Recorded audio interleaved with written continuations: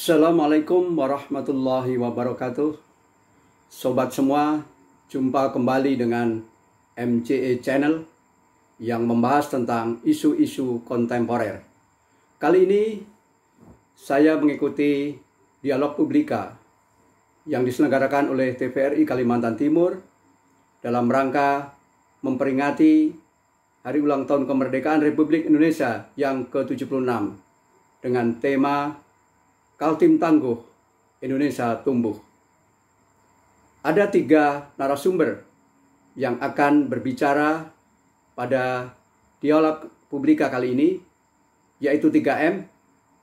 M pertama Muhammad Jauhar Effendi, Asisten Pemerintahan dan Kesra Sekda Provinsi Kalimantan Timur. Kemudian M yang kedua Muhammad Faisal, Kepala Dinas Kominfo Provinsi Kalimantan Timur. Dan yang ketiga Muhammad Arifin, pengamat sosial, akademisi dari Universitas Mula Warman. Sobat semua, kali ini kita lebih membahas tentang bagaimana menyikapi wabah pandemi COVID-19.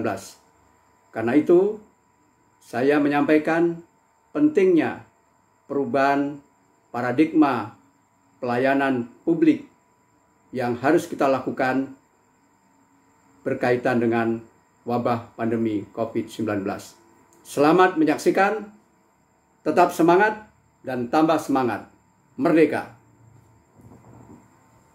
Joko Widodo, beberapa poin diantara yang menjadi penting untuk kita angkat mungkin ini adalah mengenai pandemi COVID-19 yang telah memacu kita untuk berubah, begitu yang seperti disampaikan beliau, mengembangkan cara-cara baru, meninggalkan kebiasaan lama yang tidak relevan dan menerobos ketidakmungkinan. Ini satu kalimat yang cukup powerful kalau saya bilang untuk mengingatkan kita bahwa pandemi COVID-19 di satu sisi memang menjadi tantangan, namun juga di lain hal kita bisa melihat sisi positif bahwa kita perlu melakukan terobosan-terobosan dalam waktu cepat yang mungkin sebelumnya tidak terpikirkan oleh kita, mustahil begitu. Pak Jauhar seperti apa melihat kondisi ini, utamanya khususnya di Kalimantan Timur?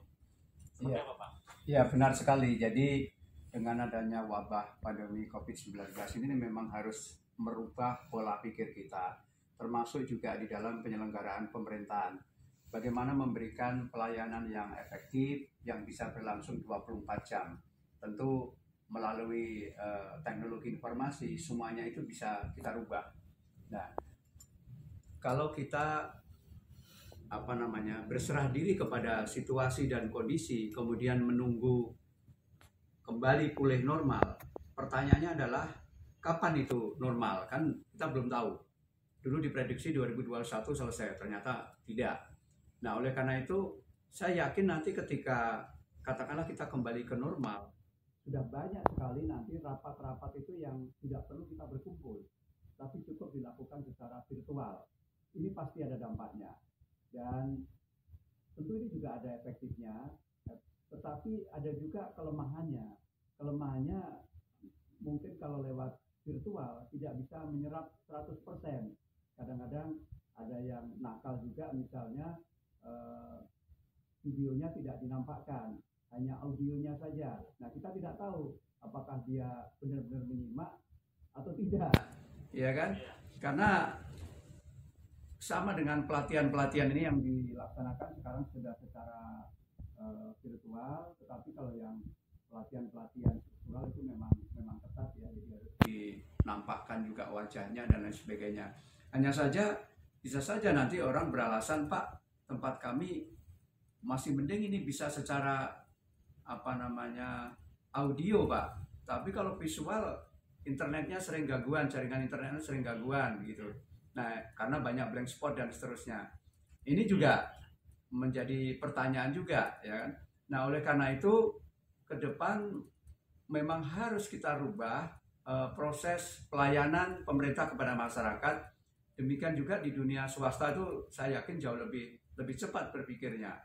Nah, sekarang kalau orang mampu merubah, misalnya membuat aplikasi-aplikasi atau materi-materi pembelajaran dengan cara secara digital, itu justru malah jumlah pengikutnya kan malah tidak terbatasi dan bisa lintas daerah, ya kan, bahkan beberapa hal bisa lintas negara. Nah ini saja, saya kebetulan anak saya baru selesai sekolah tinggi musik, dia itu justru customernya dari Amerika. Beberapa orang itu dari Amerika minta dibuatkan lagu dan lain sebagainya. Saya juga bingung kok tiba-tiba bisa berkembang secepat itu gitu kan. Jadi seperti itu. Ya, semuanya serba tanpa batas. Itu tadi menarik juga yang disampaikan Pak Jawar, paradigma serta layanan pemerintah kepada masyarakat ini bisa menjadi lebih baik lagi kalau bisa sampai 24 jam gitu, karena situasinya sudah sangat memungkinkan di suasana atau situasi digital seperti saat ini. Baik, kita akan lanjutkan perbincangan ini di Publika. Pemirsa tetaplah bersama kami segera luar biasa di tengah pandemi COVID-19 ini, termasuk juga kelembagaan pemerintahan, lintas sektor dan lembaga negara, serta antara pusat dan daerah sampai dengan desa juga mengalami konsolidasi. Pak Jauhar mungkin bisa menyampaikan kondisinya di Kalimantan Timur seperti apa, Bapak melihat jiwa gotong royong, jiwa semangat masyarakat Kaltim, termasuk juga lintas sektor yang terlibat dalam penanganan pandemi COVID-19 saat ini, Pak. Iya, jadi kita harus belajar dari pengalaman ya, ketika kita menghadapi. Oh. Ya, mohon maaf. Ya, ya. Jadi begini. Sebenarnya memang jiwa gotong royong kita di negara kita Indonesia ini memang tidak pernah luntur. Dan bahkan pernah ini kita bisa kaji ya, dulu orang kota dikatakan masyarakatnya itu masyarakat patembayan, bukan paguyuban. Artinya hitung-hitungannya itu uang lah begitu ya. Tapi ternyata ketika ada gudang peluru di Jakarta Selatan meledak, itu orang Jakarta itu luar biasa tolong menolongnya. Nah artinya muncul. Nah mudah-mudahan dengan wabah pandemi COVID-19 ini juga menumbuhkan kembali, terutama di perkotaan yang sempat hilang rasa gotong royongnya. Nah yang kedua, kalau kita bicara, tadi dikatakan oleh Pak Jokowi, memang infrastruktur kesehatan mengalami peningkatan. Bisa dibayangkan ketika belum ada COVID-19, laboratorium untuk PCR itu kan sangat terbatas. Bahkan Kaltim pun awalnya kita harus mengirim ke Jawa. Nah sekarang di beberapa kabupaten, apalagi kota, sudah ada. Ini yang belum ada ini malah di PPU ini. Mestinya padahal membangun laboratorium itu barangkali juga tidak terlalu besar lah. Itu harusnya prioritas. Saya mendapatkan keluhan juga dari Kepala Dinas Kesehatan Kota Balikpapan. Pak itu tolong didorong. PPU itu belum punya laboratorium PCR. Jadi dia mesti ngirim ke Balikpapan. Sementara Balikpapan sendiri kewalahan. Nah ini termasuk juga bagaimana meletakkan prioritas ya, ketika wabah pandemi COVID-19 ini berlangsung. Kita saja pemerintah Provinsi Kalimantan Timur selalu melakukan refocusing, dan tahun lalu kita siapkan dana sekitar 500 miliar, dan tahun ini awalnya kita siapkan 250, nampaknya juga masih kurang, kemungkinan juga akan ditambah lagi 250, jadi total sekitar 500 miliar ya. Tetapi ya dengan catatan memang beberapa belanja-belanja yang bisa ditahan, ya kita tahan, kita pangkas, kemudian digunakan untuk terutama penanganan kesehatan. Karena kalau penanganan COVID-19 ini tidak cepat, tidak serius, maka juga dampaknya ke ekonomi. Nah lebih baik kita ibarat kata ya puasa dulu lah. Kita PPKM ini ibaratnya puasa dulu, pahit dulu, minum obat dulu, tapi nanti dalam waktu ke depan itu bisa kita bisa berbuka puasa, artinya bisa normal kembali. Tentu saja karena situasi normalnya ini juga, ini kan dulu pernah di new normal, akhirnya orang merasa lepas lagi tempo hari, sempat itu. Barangkali Pak Arifin nanti akan bisa memberikan penjelasannya kan, sempat dulu, wah mulai diuji coba new normal. Nah ini sekarang PPKM level 4, ya ada yang di medsos saya, wah jangan sampai seperti pedasnya level 4 begitu ya. Padahal iya sebenarnya PPKM darurat sebenarnya, ya PPKM darurat. Karena ini sudah menyebar kemana-mana, memang ya semuanya harus harus serentak, tidak bisa melakukan spot-spot kecil gitu ya.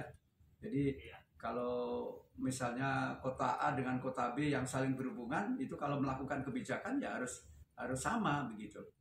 Barangkali seperti itu, Pak. Iya, baik. Kita akan kembali. Kita harus kreatif ya. Tadi kita bicara pengembangan teknologi informasi itu selalu memiliki dua sisi. Dan itu tergantung the man behind the gun. Tergantung siapa yang di belakang senjata itu. Teknologi informasi itu tujuannya adalah untuk memudahkan manusia di dalam berinteraksi, di dalam bekerja, dan seterusnya. Nah, kalau soal apa yang dialami oleh para orang tua memang benar sekali, mengendalikan anak-anak supaya memang benar-benar fokus belajar, itu memang cukup sulit. Nah, apalagi kalau misalnya orang tuanya tidak melek IT. Dampaknya pasti bisa dikelabui, bisa istilahnya dibohongi oleh anaknya. Nah, oleh karena itu sebaiknya anak belajar itu di ruang, jangan kamar khusus, tapi misalnya di ruang keluarga yang orang tua bisa melihat, memantau secara langsung. Jadi sekali lagi di tengah wabah pandemi COVID-19 ini mari kita kembangkan gotong royong, kemudian jangan saling menyalahkan supaya kita tangguh. Kalau kita bisa tangguh, otomatis akan tumbuh. Kita bisa lepas ya, kita bisa menghadapi wabah pandemi COVID-19 ini dengan baik, dengan cepat, maka insya Allah Indonesia akan jadi tumbuh, Kaltim akan tumbuh. Barangkali itu yang bisa saya sampaikan. Terima kasih. Paling akhir mungkin Pak terkait dengan kemerdekaan Republik Indonesia, apa yang ingin Bapak sampaikan bagi masyarakat Kalimantan Timur? Iya. Mari kita isi kemerdekaan ini dengan hal-hal yang positif. Mari kita hijrah dari immoralitas menjadi moralitas, ya, dari kebohongan, dari kepalsuan menjadi kebenaran, ya. Jadi pendek kata, apa yang sudah kita lakukan masa lalu, yang jelek kita lakukan evaluasi, kita menghitung diri, kalau dalam bahasa agama itu muhasabah, kita koreksi apakah kita yang sudah kita lakukan ini banyak yang negatif, banyak menyakiti orang dan seterusnya. Apakah kita sudah membantu kepada orang lain? Apakah kepekaan kita terhadap sesama ini bisa muncul atau tidak? Nah, mudah-mudahan dengan wabah pandemi COVID-19 ini menjadikan kita lebih peka lagi terhadap kebutuhan sesama. Terima kasih. Baik, terima kasih banyak Bapak Muhammad Jawar Effendi, Asisten Pemerintahan dan Kesra Setda-Prov Kalimantan Timur, Bapak Dr. M. Arifin Embung, Pengamat Sosial Akademisi FISIP Universitas Pulau Warman, dan juga Bapak M. Faisal, Kepala Diskominfo Kalimantan Timur, untuk sedia hadir di Publika dan juga menyampaikan pandangan terkait dengan tema sore hari ini. Sampai di sini pemirsa perjumpaan kita di Publika kali ini. Saya Ruwisyah pamit undur diri dan mengucapkan terima kasih atas perhatian dan kebersamaan Anda. Dirgahayu Republik Indonesia, 76 tahun kemerdekaan Indonesia tangguh, Indonesia tumbuh. Selamat sore, wassalamualaikum, sampai jumpa. Waalaikumsalam. Waalaikumsalam, selamat sore semuanya, Pak Faisal.